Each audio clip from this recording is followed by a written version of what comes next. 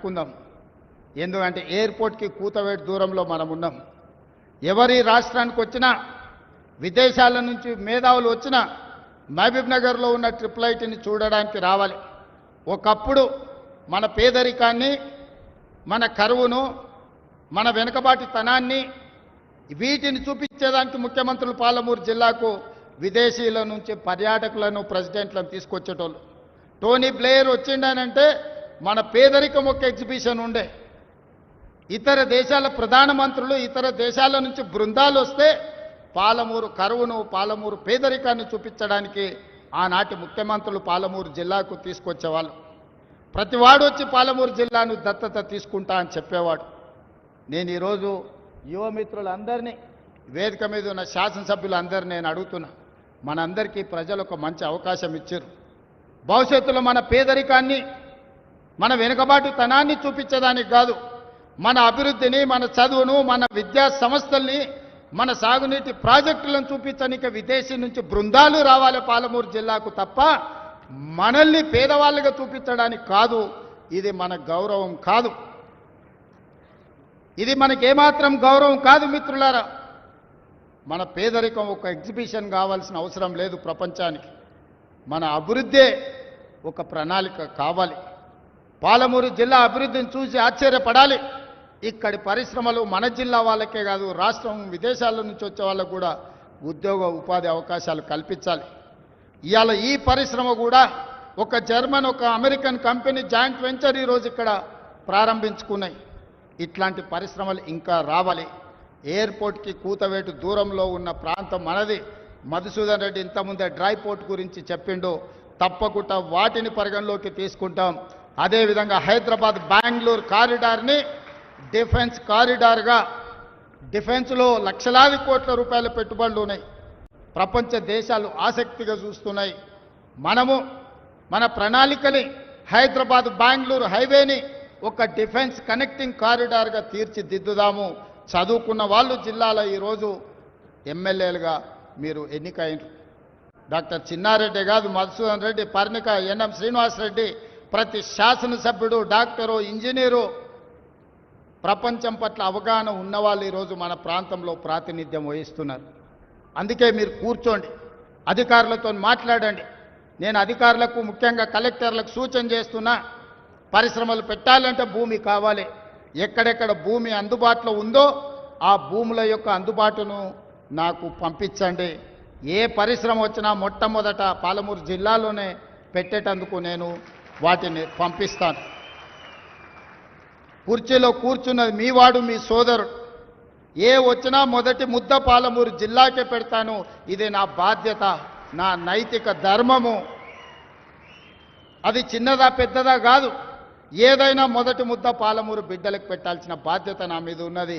ఎవరు ఏమనుకున్నా అన్ని పాలమూరు జిల్లాకే తీసుకెళ్తున్నాడని మా మంత్రివర్గంలో మిగతా మంత్రులు అనుకున్నా పర్వాలేదు, ఖచ్చితంగా మన జిల్లాకే తెచ్చుకుంటాం. ఇవాళ మనం ఉన్నాం కాబట్టే 2 మంత్రులు, చైర్మన్లు ఇవాళ స్పోర్ట్స్కి కానీ ఇతర వాటికి మన జిల్లా నుంచి పొలిటికల్ రిప్రజెంటేషన్ దక్కింది. అందుకే మిత్రులారా, ఈ మంచి అవకాశాన్ని సద్వినియోగం చేసుకుందాం. ఇప్పుడు రాజకీయాల కోసమో ఇతర కారణాల చేత అభివృద్ధిని అడ్డుకుంటే మనకు మనమే మరణ శాసనం రాసుకున్న వాళ్ళం అయితము. రాజకీయాలు వస్తూ ఉంటాయి, పోతూ ఉంటాయి, చూస్తూనే ఉండరు కదా. ఒకప్పుడు ఏ పార్టీని బతకనియేమో, ఎవరు రాజకీయం కాదు కదా, నిద్రలో కూడా శాసనసభ్యులు అవుతామన్న ఆలోచన చెయ్యొద్దు అని ఆనాడు అక్రమ కేసులు పెట్టి ఎంతమందిని జైళ్ళకు పంపించారు. ఇవాళ వాళ్ళే తన్నుకొని చేస్తున్నారు. ఒకరు కడుపులో కత్తులు పెట్టుకొని కౌగిలించుకుంటున్నారు. ఎవరు అక్కర్లేదు, వాళ్ళే పొడుచుకుంటున్నారు. విపరీతమైన అవినీతి సొమ్ము వచ్చిన తర్వాత సొమ్ముల పంపకాలలో కుటుంబ పంచాయతీలు ఇవాళ కుటుంబంలోనే ఒకరు సహించుకోలేని పరిస్థితి. ఒకరి మీద ఒకరు యాసిడ్ దాడులు చేసుకోవాలని ఒకరిని ఇంకొకరు నవ్వుతూనే కడుపులో కత్తులు పెట్టుకొని కౌగిలించుకునే పరిస్థితులు ఈ రాష్ట్రంలో దాపురించినాయి. పాపం ఊరికే పోదు. పెద్దలు చెప్పిండ్రు, చేసుకున్న వాడికి చేసుకున్నంత మహానుభావ అని చెప్పిండ్రు. చేసిన పాపాలు ఎక్కడికి పోవు. ఖచ్చితంగా ఆ పాపాలు వెంటాడుతూనే ఉంటాయి. వాళ్ళు అనుభవించి తీరాల్సిందే. ఆయన వెనకాల ఈయన ఉన్నాడని, ఈయన వెనకాల ఆయన ఉన్నాడని. నేను ఒక మాట చెప్పదలుచుకున్నాను. అంత చెత్తగాళ్ళ వెనకాల నేనెందుకు ఉంటానయా? నేను నాయకుడిని ఉంటే ముందుంటా, మా వాళ్ళకి తోడుగుంటా. వాళ్ళ కుటుంబాలు వాళ్ళు కత్తులతో పొడుచుకొని హరీష్ రావు, సంతోష్ రావు వెనకాల రేవంత్ రెడ్డి ఉన్నాడు అని ఒకరంటే, లేదు కల్వకుంట్ల కవిత గారు వెనకాల రేవంత్ రెడ్డి ఉన్నాడని. మీరంతా దిక్కుమాలని తెలంగాణ ప్రజలు బండకేసి కొడితే మీ వెనకాల ఎవడన్నా బుద్ధునోడు ఉంటాడా? అన్నం తినవాడు ఎవడన్నా మీతోని ఉంటాడా? నేను ఉండేది పాలమూరు జిల్లా 4 కోట్ల తెలంగాణ ప్రజల వెనుక ఉంటా, తోడుంటా, వాళ్ళ కోసం పని చేస్తా. నాకంత సమయం లేదు ఇంత పనికిమాలతోని కలిసి. లేకపోతే మీకు మీరే పంపకాలలో వచ్చిన పంచాయతీలు మీరే పొడుచుకుంటారు. మేము చూస్తే చాలు. జరుగుతున్న పరిణామాలు అందరికీ తెలుసు. దయచేసి మీ వివాదంలోకి, మీ కుటుంబ పంచాయతీలనో మీ కుల పంచాయతీలనో మమ్మల్ని లాగకండి. మాకెలాంటి ఆసక్తి లేదు. మిమ్మల్ని ఎప్పుడో ప్రజలు తిరస్కరించిండ్రు. మీరు కాలం చెల్లిన 1000 రూపాయల నోటు లాంటోళ్ళు.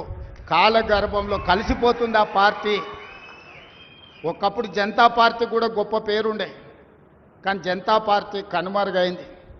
ఆ తర్వాత తెలుగుదేశం పార్టీ ఒక అద్భుతమైన పార్టీ, చాలామందికి అవకాశాలు కల్పించిన పార్టీ. కొంతమంది కుట్రల వల్ల ఆ పార్టీ కూడా ఈరోజు తెలంగాణలో ఒక సమస్యను ఎదుర్కొంటుంది. మరి ఇన్ని దుర్మార్గాలు చేసిన మీరు మాత్రం ఎట్లా మనుగడ సాధిస్తారు?